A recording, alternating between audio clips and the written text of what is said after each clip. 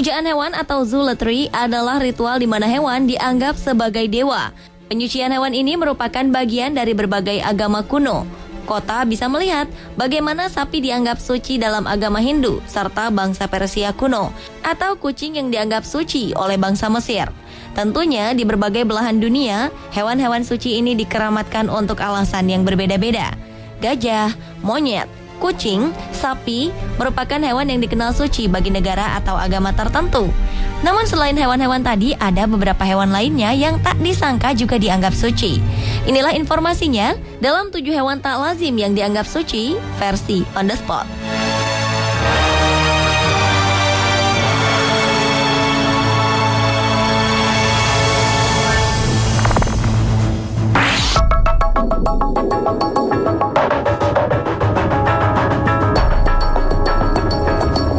Hewan tak lazim pertama adalah rusa. Rupanya rusa dianggap sebagai hewan yang suci di Jepang, khususnya di Nara yang terletak di prefektur Nara.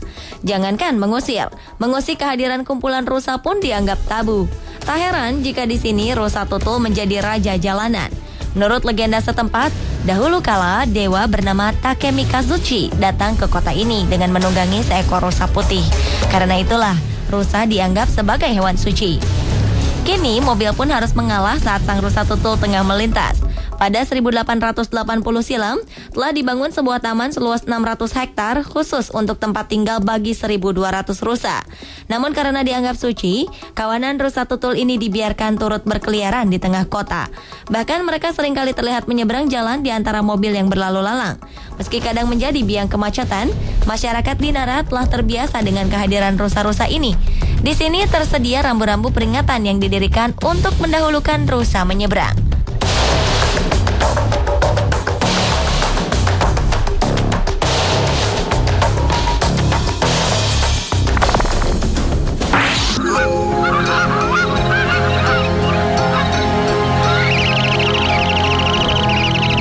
Burung manguni atau dikenal dengan sebutan burung totosik dianggap sebagai hewan suci di Manado, khususnya bagi mereka yang berasal dari suku Minahasa.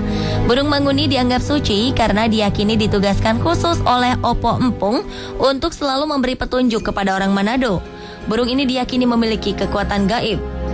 Kabarnya dahulu kala di saat leluhur orang Minahasa sedang hanyut karena air bah, mereka disuruh pergi ke tanah yang dijanjikan oleh Opo Empung Wangko. Burung mangunilah yang pada akhirnya membimbing mereka ke tanah tersebut.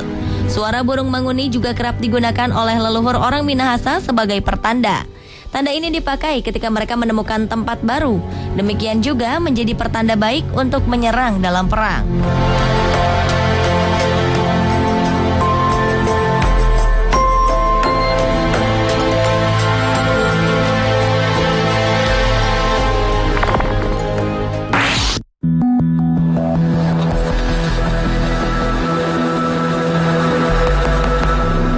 Bagi orang Indian, bison memiliki banyak arti, tak hanya sebagai simbol kekuatan, tapi tulang kaki suci bison dipercaya dihuni oleh roh penolong dan kebaikan. Asap yang dihasilkan oleh pipa tulang ini juga dipercaya sebagai asap suci pembawa kebaikan dan kekuatan untuk kehidupan.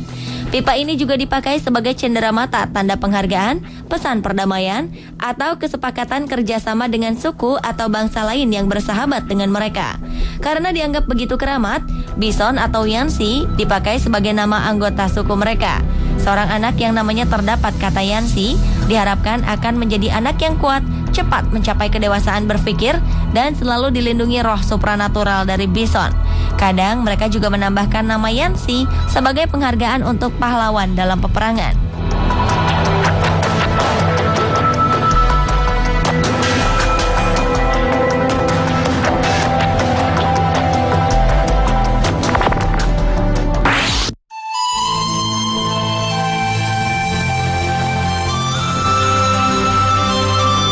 Di Guatemala, burung berbulu indah bernama Quetzal ini dianggap suci.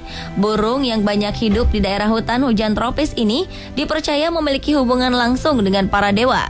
Bahkan, kita dapat menjumpai beberapa relief burung Quetzal di kuil suku Maya, seperti contohnya kuil Kukulkan. Secara turun-temurun, sejak ribuan tahun lalu, suku Maya dan masyarakat Guatemala sangat memuja dan memelihara burung ini. Untuk dapat memelihara burung keramat ini, mereka harus bersedia menukarkan sejumlah emas. Meski begitu, mereka rela karena dengan memelihara burung Quetzal dengan baik, suku Maya serta masyarakat Guatemala percaya bahwa dewa akan senantiasa melindungi kehidupan mereka.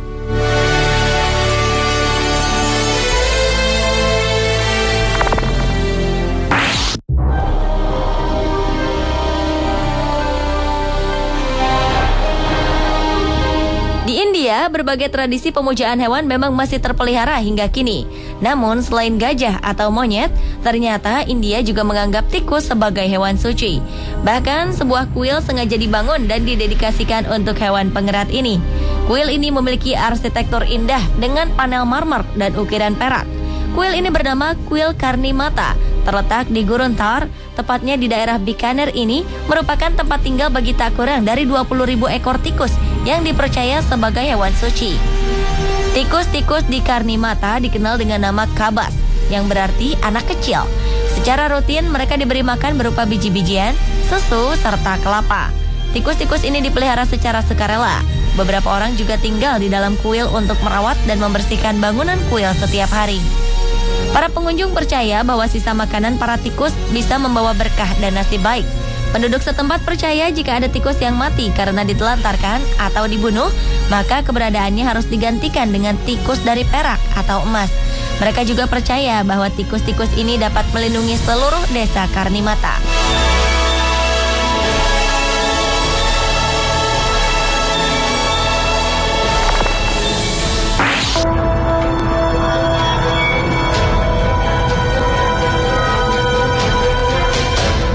Anjing memiliki peranan religius cukup penting bagi umat Hindu di Nepal dan beberapa daerah di India.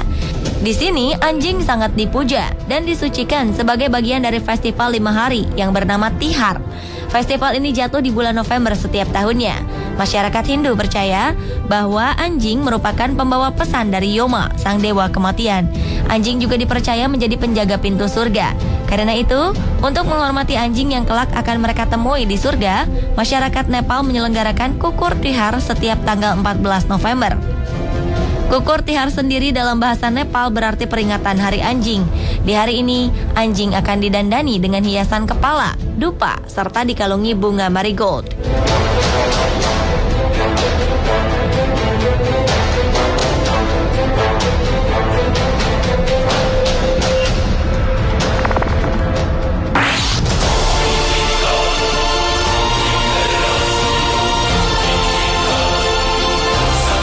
Bagi masyarakat adat Melayu dan Talang Mamak, harimau biasa disebut rimau. Bagi mereka, rimau dianggap sebagai dewa atau datuk. Menurut mitos, hewan ini berasal dari seorang anak manusia yang dikutuk sang ayah karena begitu bandel sehingga diusir ke hutan. Dalam belantara ini, ia kemudian menjadi penguasa sehingga disebut Raja Hutan. Setelah menjadi Raja Hutan, ada perjanjian dengan manusia. Jika menyebut datuk berarti saudara dan ia tidak menampakkan diri. Namun jika menyebut harimau berarti musuh. Mereka juga percaya datuk akan marah jika mereka melanggar hukum adat dan merusak hutan. Berdasarkan mitos dan kepercayaan ini, orang Melayu dan Talang Mamak tidak mau membunuh harimau. Dalam kepercayaan masyarakat tradisional, dewa harimau berfungsi menjaga kerukunan masyarakat dan keseimbangan makhluk di bumi.